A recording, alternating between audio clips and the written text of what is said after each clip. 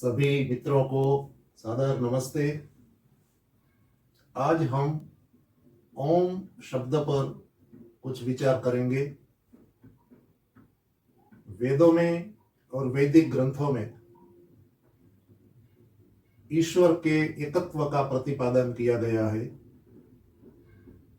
अर्थात इस सृष्टि का एक ही ईश्वर है, एक ही शासक है। इस बात का प्रतिपादन वैदिक ग्रंथों में प्राप्त होता है। उस ईश्वर के बारे में यह भी कहा गया है कि वह सच्चिदानंद स्वरूप है, निराकार है, सर्वशक्तिमान है, न्यायकारी और दयालु है, अजन्मा और अनंत है, वह निर्विकार है, वह अनादि है, वह अनुपम है, वह सर्वाधार है, सर्वेश्वर है, सर्वांतर्यामी है, सर्वव्यापक है। वह ईश्वर अजर, अमर, नित्य, पवित्र और इस सृष्टि का संचालक है, इस सृष्टि को बनाने वाला है, इस सृष्टि का प्रलय करने वाला है। और वैदिक शास्त्रों में यह भी कहा गया है कि हमें इस वास्तविक ईश्वर की ही उपासना करनी चाहिए। वेद तथा वैदिक शास्त्रों में ईश्वर के अनेक नामों का वर्णन पाया जाता है। ईश्वर के अनंत गुण, कर्म और स्वभाव होने से ईश्वर के नाम भी अनेक अनेक है। परंतु इन सभी नामों में सर्वश्रेष्ठ नाम यदि कोई है तो यह है ओम। ओम को ही ईश्वर का निज नाम और सर्वोपरि नाम बताया गया है। सभी उपनिषदों में ओम नाम की महिमा का गान किया गया है। न केवल उपनिषदों में बल्कि अन्य वैदिक ग्रंथों में भी ओम की महिमा बताई गई है। यह ओम नाम परमात्मा का मुख्य और निज नाम माना जाता है।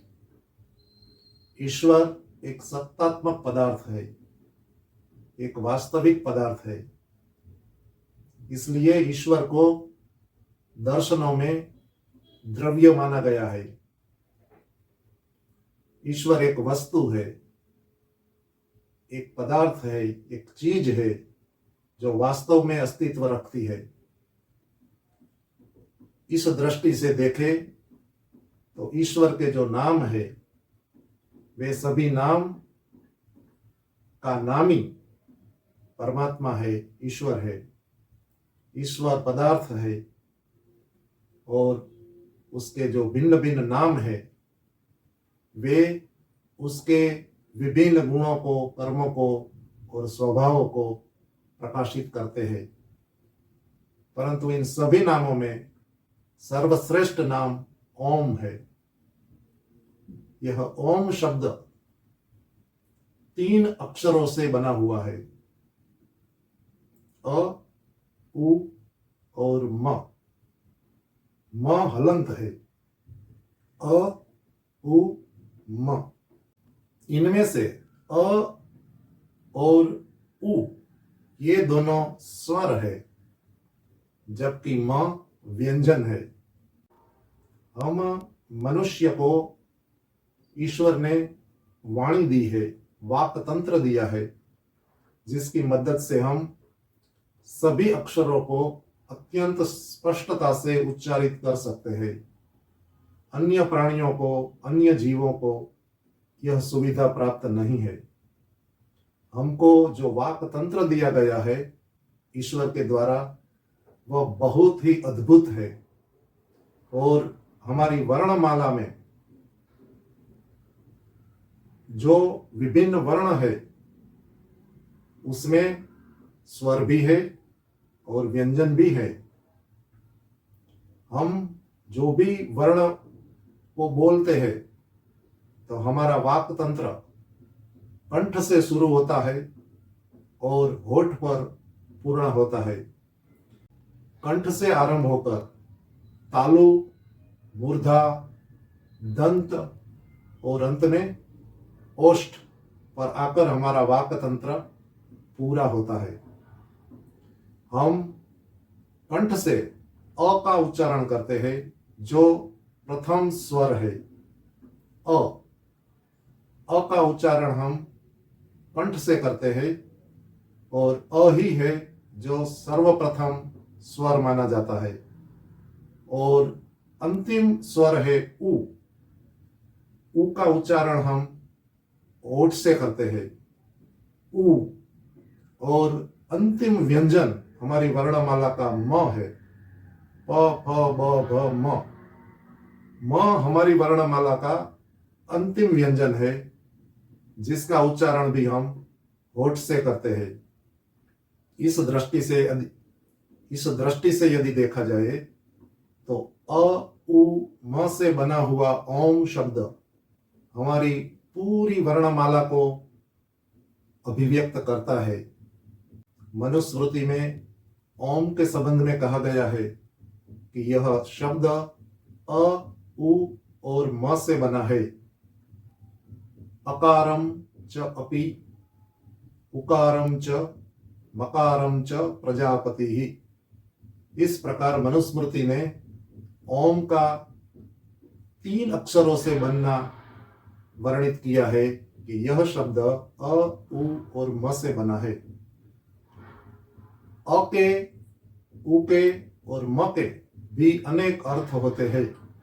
जैसे कि अकार से विराट, अग्नि, विश्व आदि नामों का समावेश होता है। उकार से हिरण्यगर्भ, वायु और तेजस इन नामों का समावेश होता है। और म से ईश्वर, आदित्य और प्राज्ञ इत्यादि नामों का प्रकाश होता है। ईश्वर के ये सभी नाम अत्यंत ही सार्थक है, मीनिंगफुल है, जो ईश्वर के विभिन्न गुण कर्म स्वभावों को प्रकट करते हैं। इसलिए ओम नाम में ईश्वर के अन्य सभी नामों का समावेश माना जाता है। इस दृष्टि से ओम की महत्ता सर्वोपरि है और वेदों में भी ईश्वर का नाम ओम बताया गया है। यजुर्वेद के अंतिम अध्याय में अर्थात 40वें अध्याय के 17वें मंत्र में कहा गया है, ओम खम ब्रह्म। ओम परमात्मा का मुख्य नाम है, जो खम ब्रह्म, खम कहते हैं आकाश को। जैसे यह आकाश अनंत है, वैसे ही परमात्मा अनंत है, ब्रह्म है अर्थात बृहद है, बहुत बड़ा है, अनंत व्यापक है। इस परमात्मा का नाम ओम है। ओम खम ब्रह्म। ओम कैसा व्यापक है तो उपमा दी गई है कि आकाश की तरफ व्यापक है। जैसे आकाश का कोई अंत नहीं है, वैसे ही परमात्मा का कोई अंत नहीं है, वह अनंत है और उस परमात्मा का नाम ओम है। इसी प्रकार यजुर्वेद के इसी अध्याय में 15वें मंत्र में कहा गया है, ओम क्रतो स्मर, क्लिबे स्मर, कृतम स्मर। अर्थात हे कर्मशील जीव, तू ओम को स्मरण कर। तू अपने सामर्थ्य को बढ़ाने के लिए ईश्वर के स्वरूप का चिंतन कर और अपने स्वरूप का भी चिंतन कर। तू अपने किए हुए कर्मों का चिंतन कर, अपने द्वारा किए गए कर्मों का विचार कर, स्मरण कर। इस प्रकार वेदों में भी ईश्वर का नाम ओम बताया गया है। ओम नाम इतना सरल है कि छोटा बच्चा भी बहुत आसानी से इसे बोल सकता है। इतना कोमल नाम अन्य कोई नहीं है। इसी ओम को योग दर्शन में महर्षि पतंजलि ने प्रणव नाम दिया है। तस्य वाचकः प्रणवः। यह महर्षि पतंजलि का सूत्र है। तस्य वाचकः प्रणवः। तस्य उस परमात्मा का वाचक वाचक या बोधक नाम प्रणव है। यह प्रणव क्या है? यह प्रणव ओम है। प्रणव शब्द में प्र उपसर्ग है और हुणुम धातु से यह शब्द बनता है हुणुम स्तुतो। स्तुति के अर्थ में इस धातु का प्रयोग होता है और प्र का अर्थ है बहुत उत्तम ढंग से, उत्तम प्रकार से, जिससे ईश्वर की स्तुति की जा सके, उसका नाम है प्रणव। उत्तम ढंग से ईश्वर का स्मरण किया जा सके, ईश्वर की स्तुति की जा सके, इसे प्रणव कहते हैं। ओम को महर्षि पतंजलि ने प्रणव कहा है। प्रणव शब्द केवल और केवल ओम के लिए ही प्रयुक्त होता है। ईश्वर के अनेक नाम है, अन्य किसी भी नाम के लिए प्रणव संज्ञा का प्रयोग नहीं होता है। प्रणव केवल ओम के लिए ही कहा जाता है। यह भी ओम शब्द की, ओम नाम की सर्वोपरिता का प्रतीक है। और महर्षि पतंजलि ने आगे कहा है तज्जप्स तदर्थ भावनम, तज्जप्स तदर्थ भावनम। ओम नाम का जप करने का सिद्धांत देते हुए महर्षि पतंजलि कहते हैं कि परमात्मा के इस नाम से जप करना चाहिए। और जप कैसे करना है यह भी उन्होंने बताया है कि यदि उच्चारण किया जाता है तो विशुद्ध रूप से उच्चारण करना चाहिए, और यदि मन में जप किया जा रहा है तो मन में भी पूरा ईश्वर प्रणिधान करते हुए, अर्थात ईश्वर को समर्पित होते हुए, अपने अंदर और बाहर ईश्वर सर्वत्र विद्यमान है ऐसी भावना करते हुए, ईश्वर को समर्पित होते हुए ओम का उच्चारण करना चाहिए। और साथ में ओम के अर्थ का भी चिंतन करना चाहिए। ओम नाम से जिस नामी का हमें चिंतन करना है वह नामी है परमात्मा। इसलिए ओम का जप करते समय हमें परमात्मा के संबंध में विचार करना चाहिए। जब यह विचार केवल परमात्मा के संबंध में ही होता है और विचार प्रक्रिया में परमात्मा की निरंतरता बनी रहती है, तो आगे चलकर हम ध्यान के स्तर पर पहुंच जाते हैं। इसलिए पतंजलि जी ने यह कहा है कि तज्जप्स तदर्थ भावनम। ईश्वर के इस नाम का जप करते समय ईश्वर के बारे में ही चिंतन करना चाहिए, तभी जप सार्थक होता है। जप कोई दिखावे की चीज नहीं होती है। जप एक आध्यात्मिक प्रक्रिया है और इसे ठीक ढंग से करने से ही हमारा ध्यान परमात्मा में लगता है।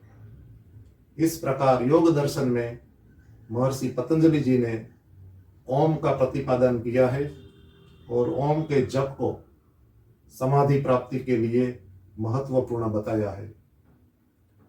महर्षि पतंजलि के योग दर्शन को अष्टांग योग कहा जाता है, क्योंकि इसमें 8 अंग है।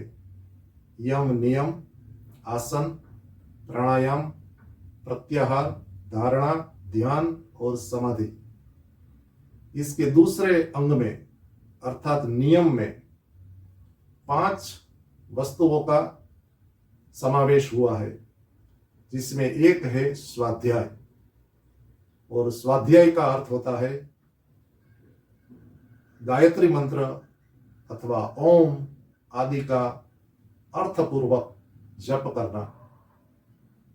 मोक्ष प्रदान करने वाली विद्या जिस ग्रंथ में है, ऐसे ग्रंथ का स्वाध्याय करना।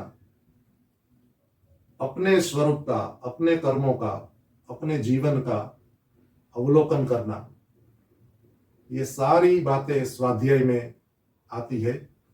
परंतु इस स्वाध्याय का एक अंग होता है ओम, गायत्री मंत्र अथवा अन्य योग्य मंत्र से, शब्दों से जप करना। और इसके द्वारा मन की एकाग्रता संपादित करना, यह योग का एक भाग है। ओम की इतनी महत्ता को देखते हुए उपनिषदों में भी ओम का वर्णन किया गया है। जो मुख्य उपनिषदें है हमारी 10 या 11, उन उपनिषदों में सबसे छोटी उपनिषद है मांडुक्य उपनिषद। इस मांडुक्य उपनिषद का संबंध गोपथ ब्राह्मण से है और गोपथ ब्राह्मण का संबंध अथर्ववेद से है। इसलिए हम कह सकते हैं कि मांडुक्य उपनिषद का संबंध अथर्ववेद से है। इस उपनिषद में केवल 12 श्लोक है।